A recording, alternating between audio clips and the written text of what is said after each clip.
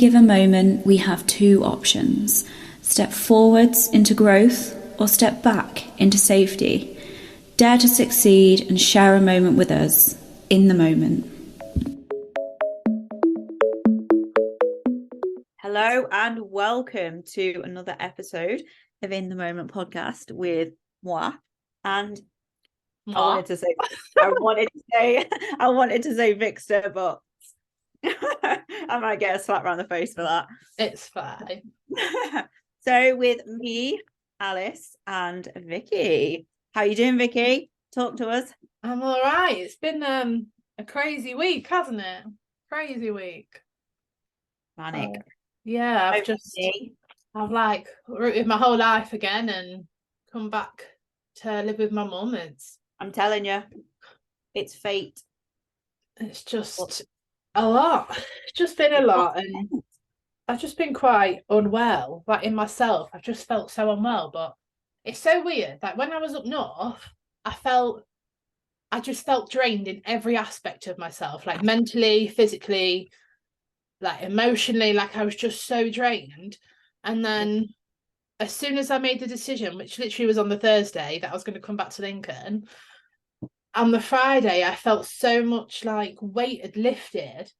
But it's probably because I had like so many decisions to make. Like I had to make a decision about where I was going to live, about my job, and like major life choices, that then I think I was just being consumed by and this is a very privileged position to be in, and I am very aware that I was in a very privileged position, that I had a whole array of choices. Like I could have gone traveling. I thought about getting a van and me and Pixie going in the van and just traveling around the country. That would have been fucking epic. I've got a passport for Pixie, so I was like, we can travel abroad. Like, I thought about moving to Wales, which is my like end goal. I've always wanted to live in North Wales. And then I was like, oh, fuck it, should I just pack up and go to North Wales and try and make another go of it? And then I was like, oh, I could go back home. And I felt a lot of shame around the feeling of going back home. So that was something that Would you say there was an element of fear in there? No, I wasn't scared of coming back. I was just ashamed that everyone, and this is the thing, isn't it, that I thought that everyone would perceive that I'd failed. When in actual fact, I knew in my gut, and I'm very big on instincts, and I've known for a long while that I wanted to go all in on Tamer, but having the financial security to run a house isn't ideal if you want to just go all in on a business. And I am very fortunate to be in a financial situation where I have money behind me, so I wouldn't, even if I had a year of not working, it wouldn't be terrible. It just wouldn't be what I wanted. So I did finally on the Thursday made that decision. On the Saturday, I handed my notice in with immediate effect to my new job that I'd only started on the Monday, but oh my god, not ideal. And then on the Saturday, I'd packed up and come back to Lincoln. So hard, isn't it? It was very quick. And I mean, since then, like, it's only been a few days, but I feel like I've made leaps and bounds with where I want to go. My family have been incredibly supportive. I really can't knock them at all. Like, and I was really worried my brother would be the one being like, oh, you couldn't even manage on your own, blah, blah, blah. But actually he's been that, like, you're literally taking a step back to then make like 2-3 steps forward, and that is absolutely fine. And there's an interesting, so I mean, what we could sort of tie into this podcast is that I knew for a while I wanted to go in on Tamer, but I had a huge fear that I would fail. So by not trying, I could never fail. And I think that's a lot of something like a lot of people experience.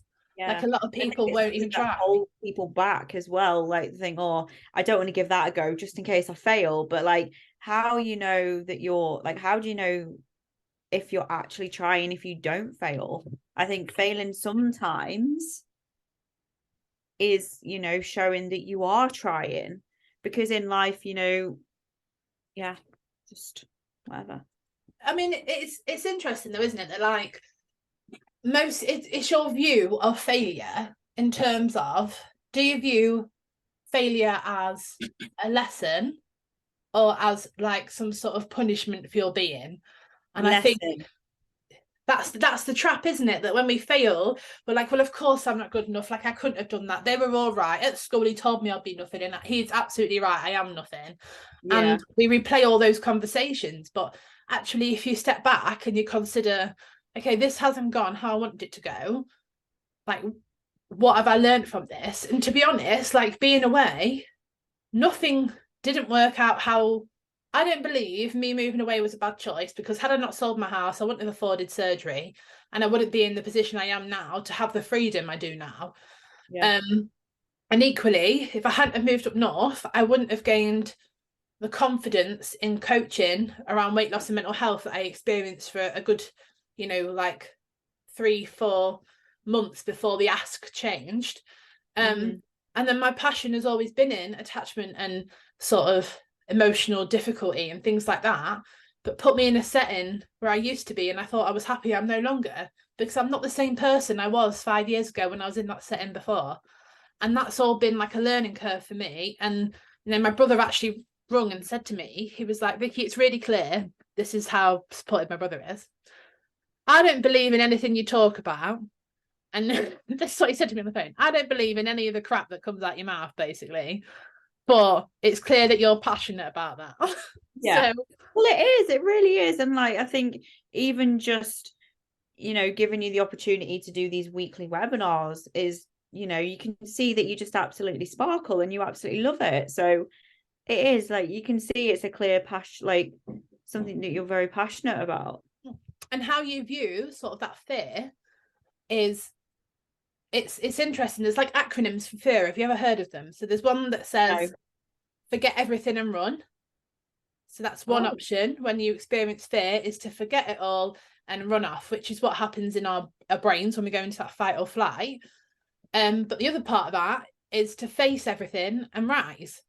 So when we oh experience wow. that fear, do we face the situation and triumph, or do we run away and forget any of it ever happened? Yeah. And I think there is another one that sort of falls into sort of that borderline between fear and anxiety. And that acronym is like false evidence appearing real. So sometimes our brain perceives a threat that's not actually a threat. I need to speak properly. A threat. Threat. I always There say was something threat. you said earlier. I think it was consumed, but you said consumed. That was like Terrible, isn't it? consumed.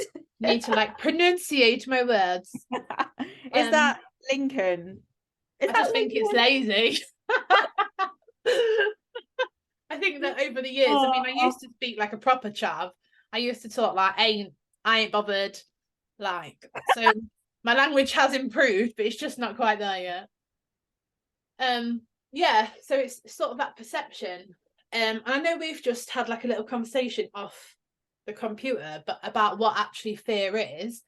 And like we attribute that a lot to fear of failure, or like, yeah. you expressed that I had a fear after surgery that I wasn't going to be the same person like inside when my body looked different outside. And it um, was a safety aspect as well. Like you were really, really worried that you wouldn't feel safe anymore in like a smaller body, essentially. yeah, and I think it's difficult to separate sort of that difference between fear and anxiety. So Yeah. anxiety. So fear, Anxiety. anxiety, yeah. Honestly, I'm so chubby. Um, like fear is a humane function. It's something we experience when we're very little, and it's part of our sort of brain development in keeping us safe. Like back in the primal days of cavemen, they saw a bear, of course, something in their brain needed to activate in order to survive. Um, and that fear response is a very biological response that happens. It's not necessarily something that happens in our brain. It's not necessarily something that happens in our mind. I meant not brain, it does happen in the brain, in our Mm. mind. And not necessarily something that happens in our body. It is a biological response as part of a bit in your brain called the amygdala. So as soon as you perceive a threat, the amygdala kicks in, you have a fear response, And then what happens is that fear can manifest as physical anxiety. Mm-hmm. So normally Anxiety. worry is something that happens in the mind, and anxiety is something that happens in the body. Mm-hmm. So I guess when we, back in the primal days, saw the bear, we'd have that fear response. Our brain would then probably go, oh my God, what if it eats me? I'm going to die, da, da, da, da, da, and it starts to worry. And then your body physically you might shake, you might sweat, your heart might start racing, you might have like palpitations, like all these things is a physical response, an anxious response to that fear. Yeah. Does that make It's sense? anything that's almost like a threat as well, isn't So it? the problem is now, I say problem, the thing is now that as Could you use, no, I was gonna say trials and tribulations, but that's not. as our as our as life has evolved, our brains haven't. So our brains are still plugged into primal mode. Yeah. Um, and so they perceive threats now that often aren't there. And that's how this blur between anxiety and fear comes in. So whereas before it was an immediate threat to our very existence, now it could be a threat to our being, but in the form of judgment. It could be a threat to our being in terms of failure, like how we perceive that same biological response isn't the same as life and death anymore. Mm. Do you ever, I'm pretty sure we've had the conversation before, like when you walk into a room and you automatically feel like you get that energy off a certain person that you're like, oh my God, they're a threat. Yeah. So I fully believe mainly in people that are intuitive to a level, and I often think that people, I'm terrible at talking today. What is wrong with me? Um, I think I'm tired. Let's say I'm tired. Okay, So down to that. we've got the webinar after this as well. If I start going blah Yeah. blah blah, you're gonna have to save me. 6:15, 45 minutes. I think that part of I've completely lost my train of thought. Literally, it's gone. What did So you I just? was saying about when you walk into a room and then you get that Oh, energy off a certain person that it appears like, oh my God, they're a threat kind of thing. yeah. So I believe that people that are intuitive often come from some level of uncertainty or trauma in childhood that creates hypervigilance. Is what I would argue. Not necessarily Yeah. in all the cases, but I often think that's a level that happens. So when we walk into a room and you have that unsaid feeling, there's not Mm. anything that somebody's done or acted, but it's like It's weird, isn't it? an It's intuitive, so yeah, weird.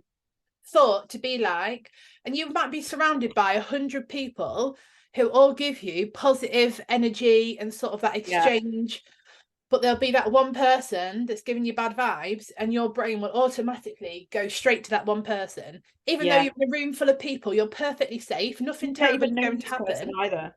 Yeah, you've just made a clear judgment based on the energy that they're projecting out. Yeah.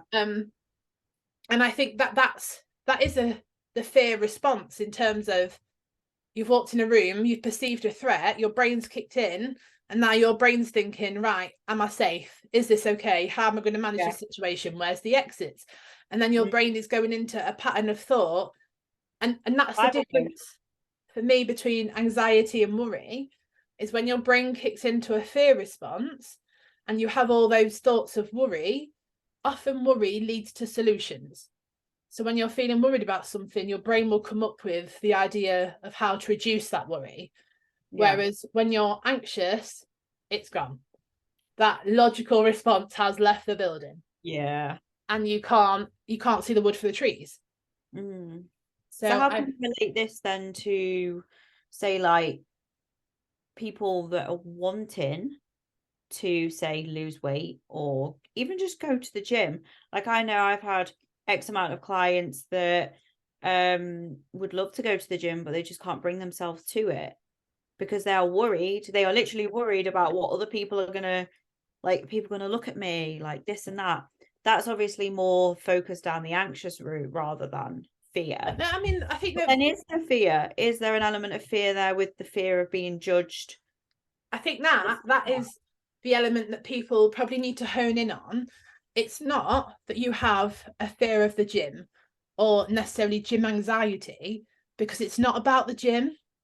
And if you really hone in to, as you've like delved into that general conversation that people would have, and I'm worried what others will say, I'm worried that I won't know what I'm doing, and what if I start sweating and look like the fat beast on the treadmill? Like, these are Yeah, the things that we all have in our heads, that then you'll it's not that you're fearing the gym, it's that you fear judgment, you feel self-conscious, yeah, and I would probably argue there's an element of uncertainty that creates fear. So there's an element of unknown.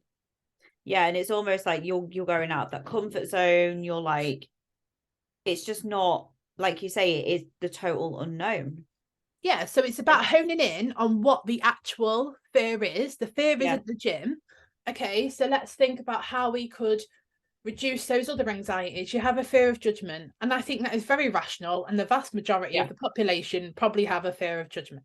yeah, I think the bit about how you'll be perceived, it's about confidence building. So, show up for yourself daily. That's the importance of habits and sustainable sort of progress, is that how you show up, and when you make that promise to yourself that you're going to make your bed every morning and you do it, you build your confidence. So yeah, building that self-esteem and confidence will come into overcoming that fear. And then yeah. it's very gradual. And over time, I fully believe, for me, I was very fortunate that, I mean, I must have weighed 23, 24 stone, if not a bit more, when I started the gym. Um, Mm, Obviously that's big. I don't know many people other than necessarily like strong men that would be that heavy in the gym, to be honest. Um, I didn't feel the fear. I went with someone to start with who knew what they were doing, who I felt confident in. So my relationship with them was very solid, and I knew that if anyone even looked at me the wrong way, she'd probably like, you know what I mean? Like she'd give them a look back or say something, and yeah, I knew I had that backing. So that was important to me, to have someone to go with. And people talk about that a lot, and it doesn't make it necessarily as easy. And for reference, the girl I went with is stick thin. Like there's not really an ounce of fat on her. So it's not mm, as if I even went with someone who was larger, so I felt less like I stood out like a sore thumb. I would have yeah, stood out like a sore thumb in that gym. I can promise yeah, you that. But I yeah. just didn't care. Like, and as you go through, you'll know, as you go through many gyms, people are so obsessed with themselves in gyms. There's literally Nobody. the thing I say to anybody. I'm like, it's very rare that other people will look at you when you're in the gym. Like I can go in and train. Like I am so in the moment and so like bothered about looking at myself and looking at my shoulders and like flexing in front of the mirror. Like I don't even notice half the people in the gym.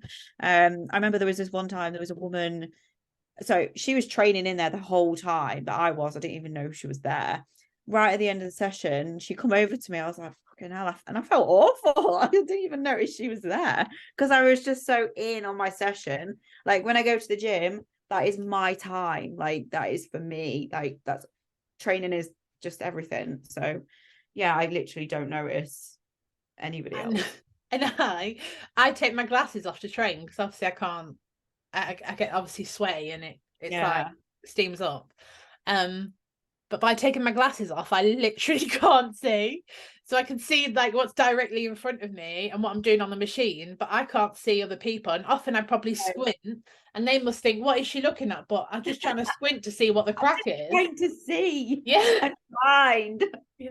Literally. So I Yeah. mean, if you wear glasses, take your glasses off when you're in the gym, and then you won't know if anyone's looking at you anyway. Hmm. But yeah, I It's definitely something think that you just need to like slowly build yourself up to, find somebody who goes to the gym and buddy up with them and just ease yourself into it if it's something that you are struggling with. And I think as time goes on, you will actually realize that it's not as daunting as what it appears to be. there's different ways, and this is like the difference between a fear and a phobia. That a phobia is like an intense fear reaction to a particular thing or situation, but it's out of like proportion with the actual danger. So if someone had a phobia of the gym, like sometimes even seeing a picture of the gym could flick something in their brain, and they would actually have a full-blown sort of anxiety attack or terror sort of Yeah. response. And it's very irrational, and they're probably aware it's very irrational, but they can't control that sort of biological response. Yeah. Mhm. I don't think many people who you will come into would have a phobia of the gym. So that's Yeah, like, I don't know of anybody that's ever had a phobia. I'm sure there probably will be people out Oh there, yeah, yeah, but absolutely. most people that are trying to lose weight, and that's the thing, it's not the phobia, it's not a fear of the gym. So really hone in on the parts of being at the gym that make you feel anxious or worried, and create that fearful response, and then come up with a plan. Like, Yeah, how could I reduce these anxieties? And to be honest, sometimes there might not be a solution, but the thing with fear and how our brains interpret it is that if we have a fear response and then we bow down to that fear response. So I am terrified of heights, absolutely terrified, to the point where I can step 2 steps on a ladder and genuinely start panicking of really. the height. Yeah, yeah, Wow. absolutely. Like, I'm terrified. I'm being like nearly 6 foot tall.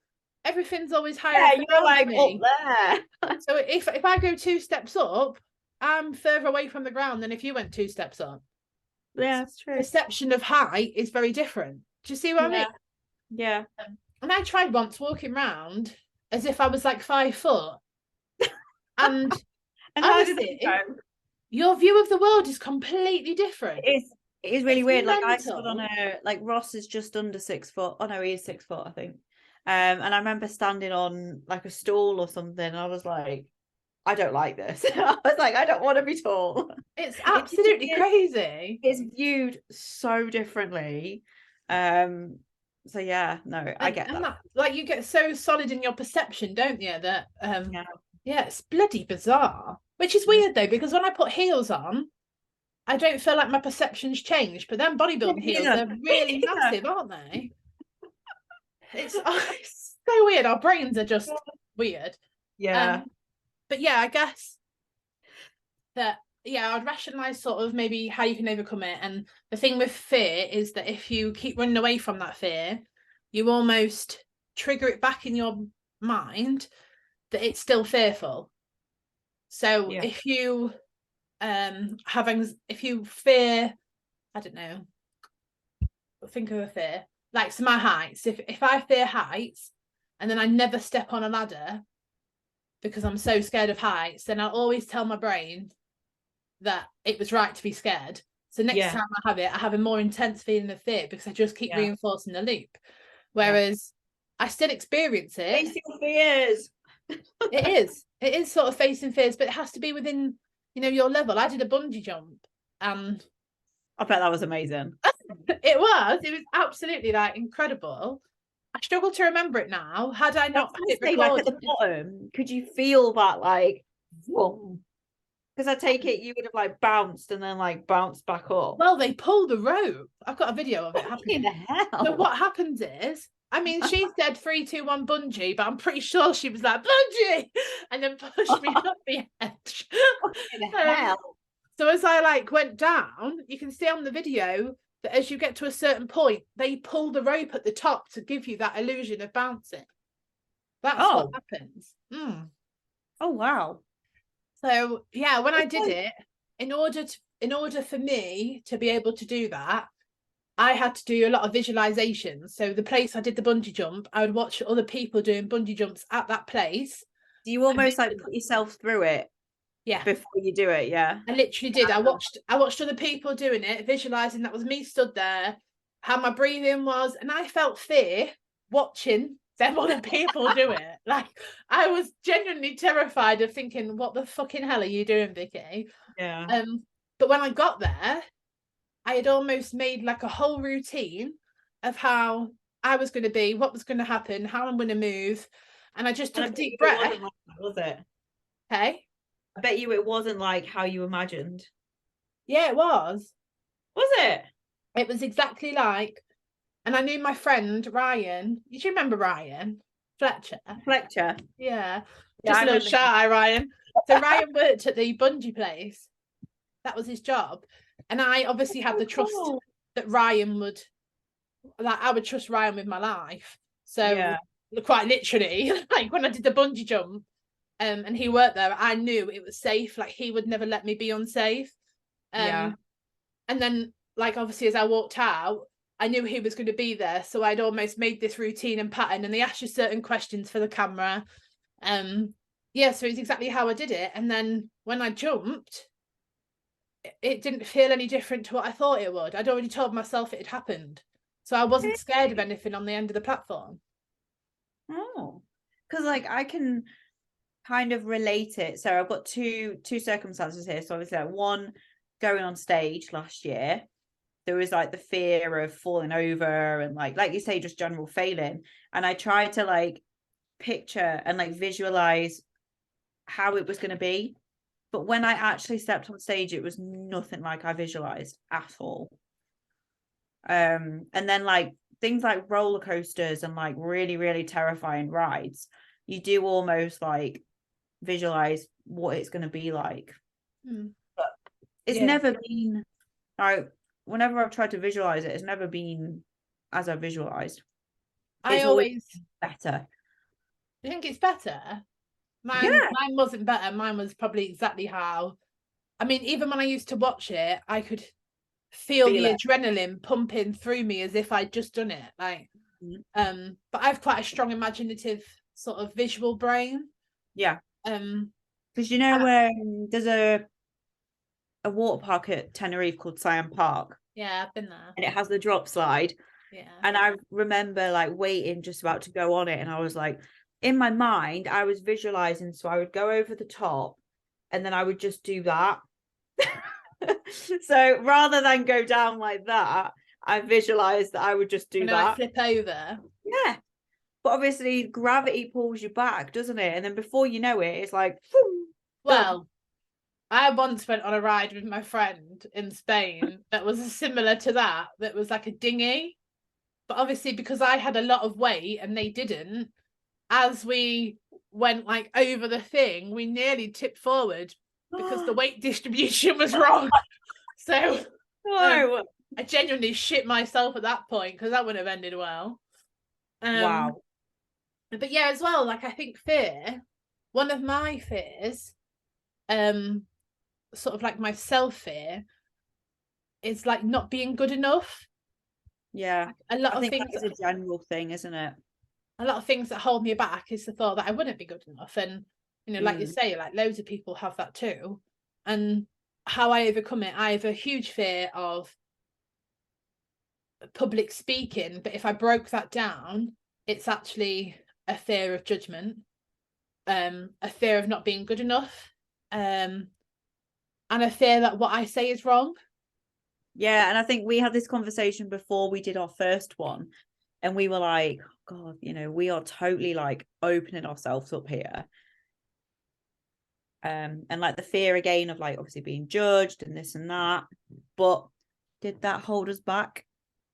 And that No. that is the bit for me, the difference between people that succeed and those who maybe stay stagnant is those who acknowledge there is a fear and go anyway. Yeah. You know, that there's massive fears when losing weight, fear that you'll lose yourself, a loss of identity. There's fears of how people perceive you. There's judgment, you know, you're too fat, you're too thin, you're looking gaunt, like you don't want to be muscular, like you look manly. And there's a whole ball game of all these people that are going to say stuff anyway. But if everyone's going to say stuff when I'm £400, What difference does it make if I say stuff when I'm 200? So something I'm gonna say, Fiona, you're gonna love this because you're the one that brought it into my life. Opinions are like arseholes. Everyone's got one. It's fucking great. I love it. But like when you were saying about like the fear of like losing weight and failing and this and that, like you can flip it. And like for me, as like an athlete, I sometimes have days where I'm like, I'm not good enough. I've not got enough muscle. Like, can I actually grow enough? Like, so it's the complete opposite end. Like, I'm trying to grow muscle, like I'm trying to get bigger. And it's like, fucking hell. Like, you look at some of the top ones and you're like, I can't do that. Like, I genuinely have some days where I'm like, I can't do that. But as of late, I'm like, I have so much belief in myself now. And I know that I'm capable and I know that I can do it and I will do it. It's interesting though, isn't it, with athletes? Because like athletes put themselves, like in your world, in position of judgment. Yeah. Whereas people that have excess weight to lose never opted in for judgment. I never opted into a contractual agreement where it gave you unconditional access to cast judgment on me. Yeah. Whereas in the everybody gets judged, like, regardless. There's always somebody out there with something to say. Regardless if you're doing well, if you're doing bad, like if you're fat, if you're not fat, like there is always somebody out there that wants to say something. And you know what I always say, that those people are the ones that are probably lacking in stuff in their own self to then project that back onto somebody else. That's obviously like a totally different ball game, totally different conversation. Yeah, no, I do think there's definitely an element of that is true. However, in your industry, when you get judged, do you perceive that as, do you feel that them people are lacking in order to make them judgments of you? Well, no, because it's their job. And we actively encourage people to cast judgment as employment. Isn't that crazy? Oh, what do you mean in the bodybuilding world? It's just in general, like, and that goes for corporate businesses where you have to meet certain statistics, and if you don't meet them, you're judged on your performance. Oh yeah, you can reflect that to interviews as well. Yeah, well, we actively as a society we fear judgment, but actually we place ourselves. Yours is voluntary, but in terms of like employment, in terms Yeah. of actual performance within roles, when you get appraisals, how you move up the ladder, all these things are determined by judgment. Yeah. If I don't think you're good enough at your job, you're not getting a pay rise. Yeah. Well, who's casting those expectations? Like, what is good enough then? And that's the difficulty, that how we, that's why it's very rational for us to have those fears of judgment, because up to this point in our lives, it has been everywhere. Like, fear of judgment is Social everywhere. media. Oh, massive, massive. I'm just not bothered. Like, I know people say, when people say they're not bothered, they are bothered. Well, I am bothered to a slight bit. Like, if someone assassinated my character, I'd be very, very bothered by that. And I'd probably have a few choice words to say back, because that is the sort of person I am. However, general gist of people, I'm starting up Tamer fully.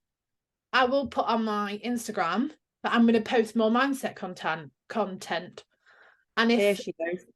if that makes other people feel cringy and makes them uncomfortable, okay, well then remove me. I'm giving you the choice now to explain, this is where I'm at, this is what I'm doing. And if you're not okay with that, opt out. And I'm okay with you opting out.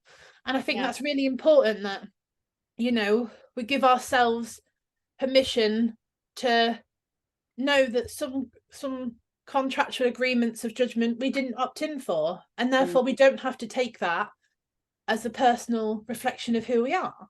And I think with social media as well, like we literally have a choice what we expose ourselves to, I think, to a certain degree. So like you say, if people don't like what you post, then they can just piss off. I mean, I said it in a much more nicer way than it makes a change.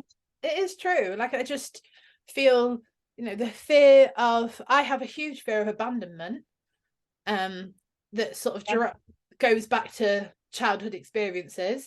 And then Would that that then has, lead to the fact that you don't feel safe on your own, and you don't feel like, this sounds like completely drastic, but it's almost like you can't survive on your own?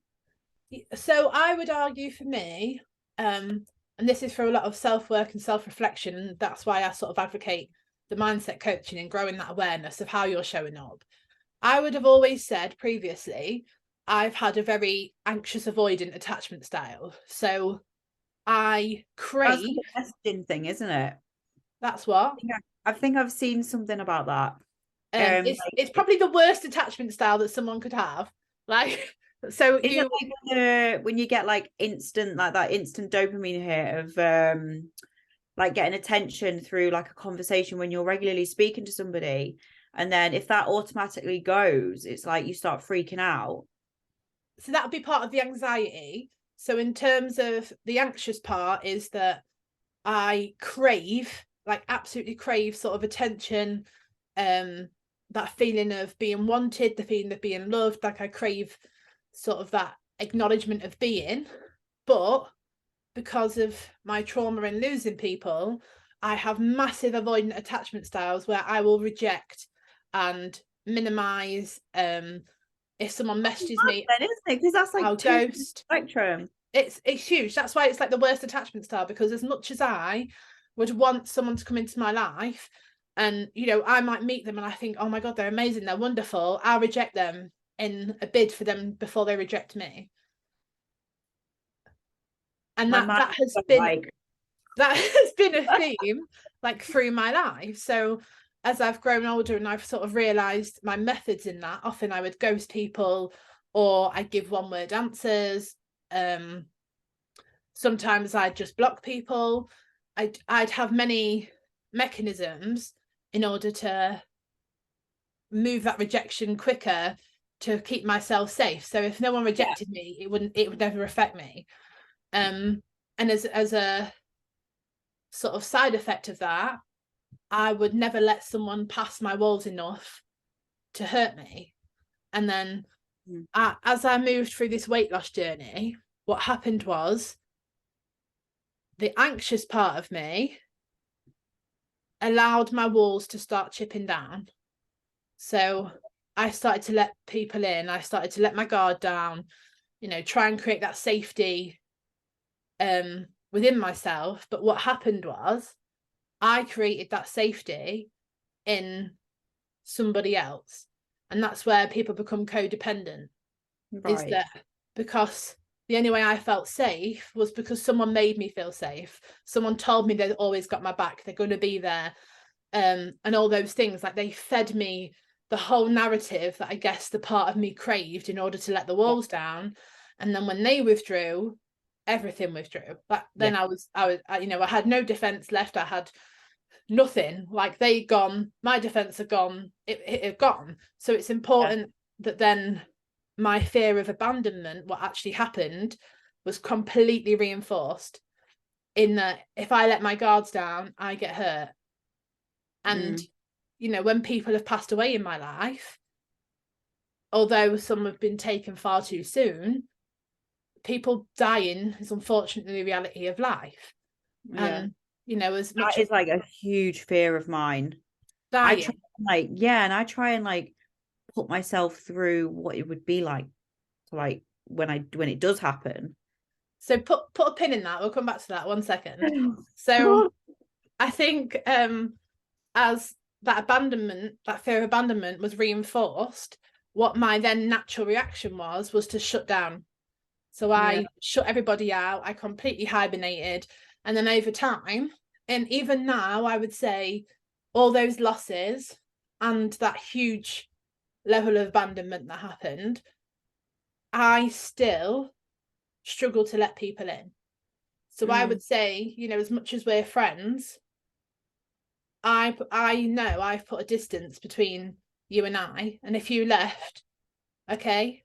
So part of that is me building my self-worth up enough in me now to know that even if other people left, and my view of that is reason, season, or a lifetime. Sometimes people are here for a reason, their season, or their lifetime, and if they Yeah, go, fine. I agree. But yeah, so let's go back to the death thing. Do you know, I can like actually give myself, I can like full on near panic attack just by sitting and thinking about it. And I think like one day I'm just not going to be anything like ever again. And like even now I can feel my chest getting really heavy and I'm like panicking about it. Like how I just Have you ever seen a dead body? no. So I I always remember like being visualize what it would be like. I remember being 16 and I walked into the Chapel of Rest to see my stepbrother, Oh no, I have. I've seen my granddad. and I Yeah. felt nothing. Not a single part of me felt anything, because in that very moment I realized he wasn't there. What was Yeah, it's almost there like this was is like a shell. a shell. That's how I would describe it. It was literally just a, It a didn't even look physical like him. vessel that someone had been in order to live on this earth. Yeah. Because I remember walking in and it was like I think it must have been 2 weeks after he'd passed. And I walked in and I was like, I just felt this huge like weight drop in my stomach. I was like, I need to get out. And I literally just legged it. I couldn't. So was that Like, the fear that were you not ready to see the end? Is that because of your fear of death that became very real? I don't know. I really don't, but like I do remember like I can see it in my mind now. Like it just didn't look like him at all. Well, after 2 weeks, this is a bit grim, sorry for the content people, but often bodies decay, unless Yeah. they're embalmed, in which they might last a bit longer. But Yeah, but you could see like all of his face was like they'd obviously pulled it all in into like a collar kind of thing. Um and it just yeah, it just was I don't think I could ever do it again. I don't I don't fear death. I fear how I'm going to die. I don't fear the prospect of death. And I would say at times in my life I probably have, but the scariest time in my depression was when I stopped being scared of the thought of dying. Because Yeah. then when I was so at peace with the idea, that seemed like a better prospect than living. And Mm, that was very, very that's scary. scary. Yeah. Mm. And Mm, I think for me, after, maybe it's because I've been surrounded by death, the Grim Reaper, um, I've watched many people die as part of palliative care, my stepdad, and I've seen many bodies. I just think, life is a precious gift. And if I spend my time worrying about when it's over, then I'll never really live. yeah. And I owe it to the people whose lives weren't long enough on this earth Mm, to live a life that they never could. yeah. And that's what flipped in my grief, is when I was so consumed with just wanting to hear their voice again. I just wanted to see them again. I just wanted to have that last conversation, and I give it all back to have that at one point. But actually, one day I will have that conversation, and that's my belief. One day Mm, I will see them again, and it is shit that I don't remember their voice now. I wish I yeah. kept a phone answering machine recording, or took more videos, or spent that time, because that's all that lives after someone goes. And it's not a Yeah. fear of death in, I think for many people, they don't fear the end. I think many people fear how it's going to end. Yeah. Yeah. I think And so what if you didn't wake up tomorrow? I wouldn't know. If I didn't wake up, that's what I meant. If I didn't wake up tomorrow, I wouldn't know about it. So what am I scared you of? gotta think about like how people find you and like I But I just wouldn't think know. it's weird, like my body as I know it, like this is my body. Like one day it's just gonna be nothing. I said to mum yesterday, like, because now I've got obviously fake breasts, Oh like, yeah. They're like just if gonna I get be to a like, granny, do they sag or do they just stay plump? Like, I look weird. It's, if I'm privileged enough to even make it to Depends. 80, will they sag or do they just stay where they are? It depends if they're under the muscle or not. Yours are over, I don't so they know. probably will. That's weird, isn't it? To think, what, 80-year-old granny still has plump boobs? Yeah. That's bizarre. You need But, to make sure well, at you least get. if I die, I'll have nice tits. Yeah. You just need to make sure that you train chest quite a lot.